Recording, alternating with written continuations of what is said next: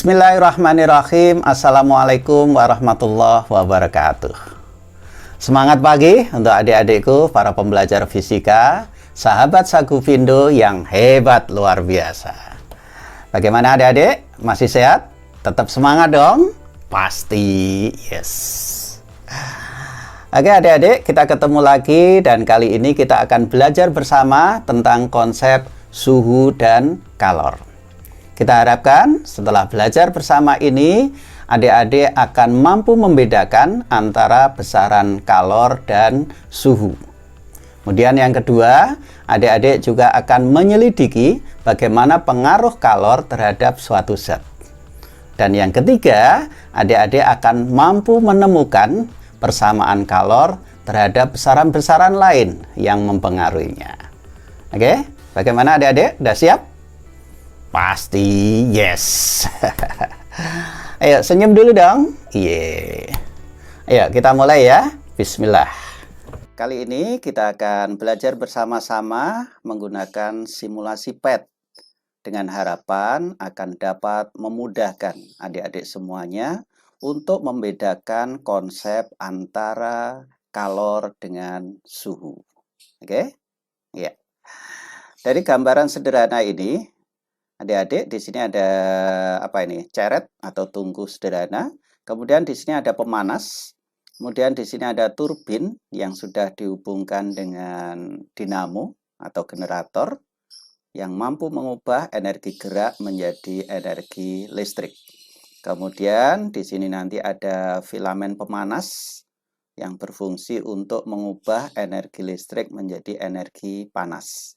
Kemudian di sini ada tungku sederhana kecil atau panci. Kemudian di dalamnya sudah ada air. Dan di sini ada alat pengukur suhu. Nah sekarang kalau misalnya ceret yang sebelah kiri ini yang sudah berisi air ini dipanaskan. Nah ini berarti ada energi panas dari api. Kemudian energi panas yang dari api ini akan memanaskan air yang ada di ceret ini. Kemudian di sini akan keluar uap. Uap ini mengenai ujung-ujung turbin dan akan menggerakkan turbin. Nah, turbin tadi sudah dihubungkan dengan dinamo yang mengubah menjadi energi listrik. Energi listrik sudah terhubung dengan filamen yang akan mengubah energi listrik menjadi energi panas. Nah, panas di sini akan memanaskan air yang ada di dalam tangki ini. Nah, kemudian kita lihat ada perubahan suhu yang terjadi. Suhunya menjadi naik. Nah, dari sini juga adik-adik bisa menyimpulkan, paling tidak bisa membedakan apa sih perbedaan antara kalor dengan suhu atau temperatur. Kalor ini adalah merupakan salah satu bentuk energi atau energi panas, kita sering melihatnya. Jadi energi panas itu disebut juga dengan kalor. Berarti nanti satuan dalam SI, Sistem Internasional, itu berarti menunjukkan Joule. Kemudian sedangkan di sini adalah suhu. Kenapa suhunya naik? Oh, karena air yang di sini menyerap kalor, menyerap panas. Sehingga kandungan panasnya menjadi lebih banyak. Terbukti dengan indikator yang ditunjukkan oleh alat termometer ini. Suhunya menjadi naik. Berarti suhu ini adalah menunjukkan ukuran atau derajat panasnya suatu zat.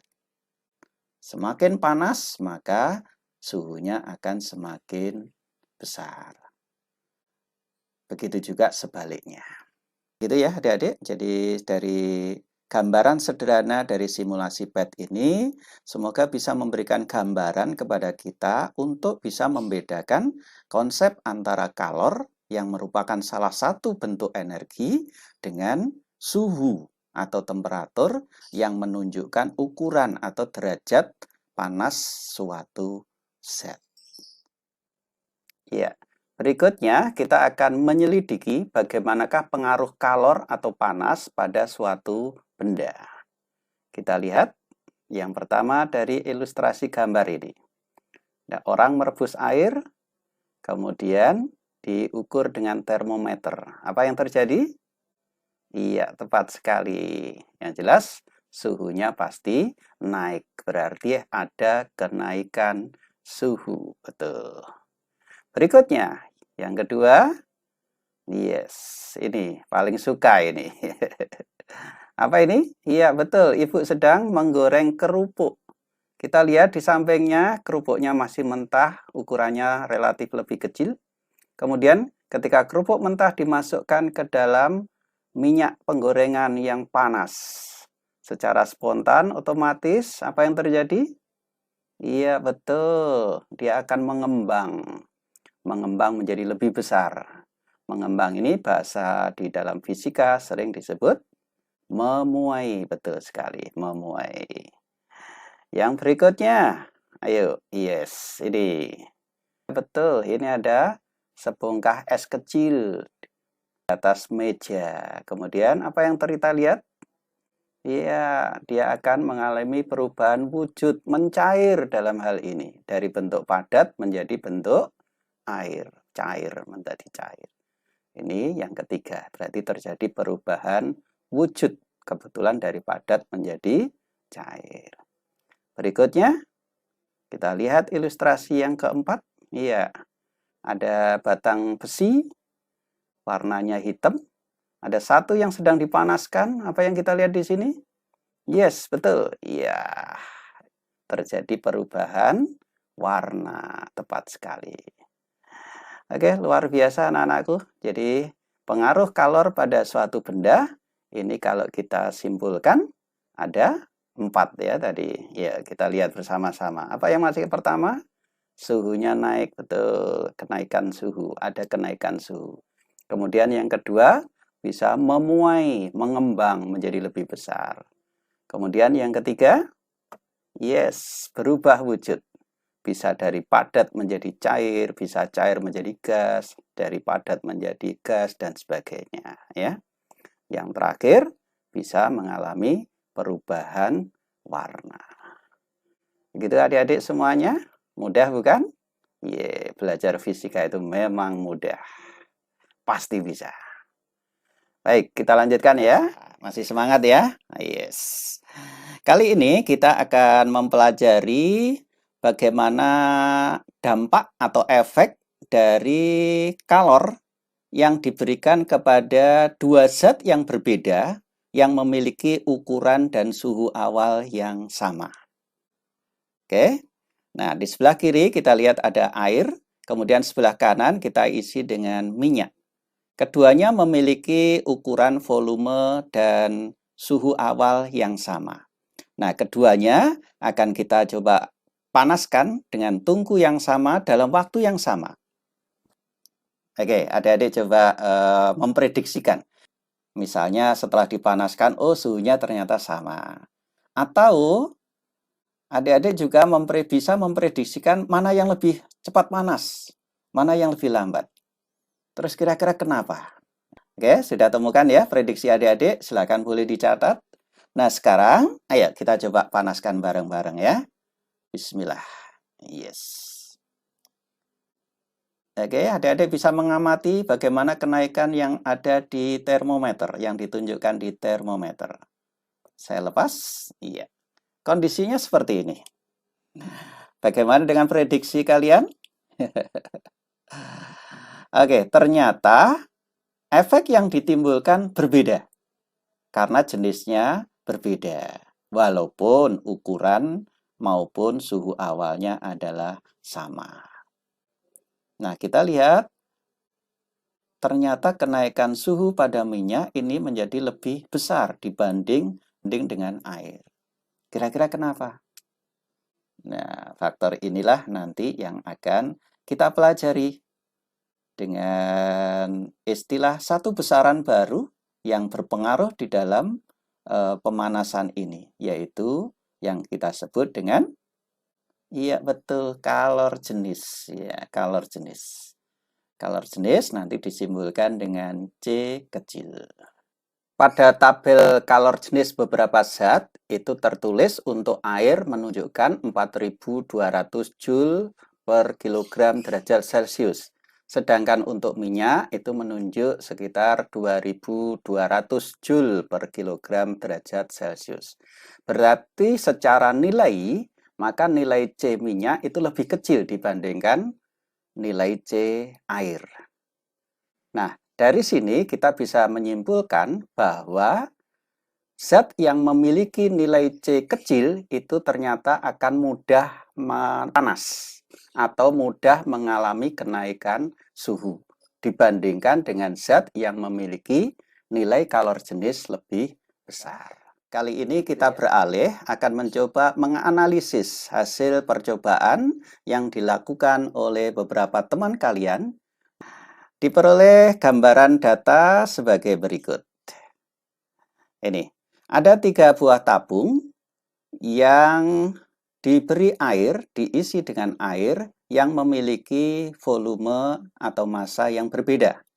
Di sini ada tulisan 50 ml, 70 ml, dan 90 ml. Ketiganya memiliki suhu yang sama, suhu awal yang sama. Kita misalkan suhu awalnya adalah 20 derajat Celcius. Kemudian ketiganya dipanaskan bersamaan. Ingin dicapai suhu akhirnya adalah sama-sama 50 derajat Celcius. Nah, ternyata diperoleh data adalah sebagai berikut. Untuk yang massa 50 gram, ternyata perlu waktu 7,5 sekon. Untuk massa yang 70 gram perlu waktu 10,5 sekon dan untuk massa 90 gram diperlukan waktu 27,0 sekon. Nah, dari gambaran data ini adik-adik bisa menyimpulkan. Kira-kira apa kesimpulannya? Semakin besar massa, ternyata waktu yang diperlukan semakin besar juga. Ingat adik-adik, kalau waktunya semakin lama, berarti waktu ini memberikan gambaran kalor yang diserap. Memerlukan kalor yang lebih banyak kalau waktunya lebih lama. Berarti dari sini kita bisa menyimpulkan, kira-kira apa? Iya, benar ya. Jadi kalor yang diperlukan oleh suatu zat, ini adalah tergantung dari massanya zat. Semakin besar massa zat, maka perlu kalor yang lebih banyak pula. Atau secara matematis, biasanya ditulis dengan Chi berbanding lurus dengan M. Chi ini adalah kalor, kemudian M-nya adalah massa. Arti berbanding lurus, jika massanya semakin besar, maka kalornya, Chi-nya juga semakin besar. Jika massanya lebih kecil, makin kecil, maka kalor yang diperlukan juga semakin kecil. Berikutnya, hasil percobaan kedua, ini agak berbeda gambarannya. Ada 3 tabung sama, tetapi diisi dengan air yang volume atau massanya sama. Yang berbeda adalah suhu awalnya. Suhu awal di sini 20, di sini 30, kemudian yang tabung ketiga adalah 50 derajat Celcius. Nah, ingin dipanaskan hingga suhu akhirnya mencapai misalnya adalah 80 derajat Celcius. Diperoleh data seperti ini. Untuk tabung pertama suhu mula-mulanya 20, suhu akhirnya 80. Berarti dia harus mengalami kenaikan suhu sebesar 60 derajat. 80 dikurangi 20. Pada tabung kedua berarti kenaikannya 80 dikurangi 30. Dan pada tabung ketiga 80 dikurangi 50, 30. Oke. Ternyata diperlukan kalor, diperlukan waktu pemanasan yang berbeda juga. Di sini tertulis 12,0, 10,0, dan 6,0. Kira-kira bagaimana hubungan antara kalor dengan kenaikan suhu? Iya, betul ya. Jadi, jika kenaikan suhunya makin turun, makin kecil, maka diperlukan waktu juga semakin kecil. Ingat, waktu tadi adalah menggambarkan kalor yang diserap oleh zat tersebut. Berarti kita bisa tuliskan bahwa kalor yang diperlukan sangat tergantung dari kenaikan suhunya. Atau secara matematis dituliskan Q berbanding lurus dengan delta T. Delta ini perubahan. Q adalah kalor berbanding lurus dengan delta perubahan T-nya adalah suhu, perubahan suhu. Artinya, jika delta T perubahan suhunya semakin besar, maka diperlukan kalor yang semakin besar juga. Begitu adik-adik ya? Oke. Berarti kita sudah mendapatkan 3 kesimpulan. 3 kesimpulan. Yang pertama, ya, kalor yang diperlukan itu sangat tergantung dari massa. Betul, massa nanti dituliskan dengan M. Berikutnya, kalor juga tergantung dari jenisnya zat. Jenis zat secara besaran fisika nanti ditulis C kecil. Ini menggambarkan kalor jenis. Kemudian yang terakhir adalah tergantung dari kenaikan suhunya. Atau ditulis dengan delta T.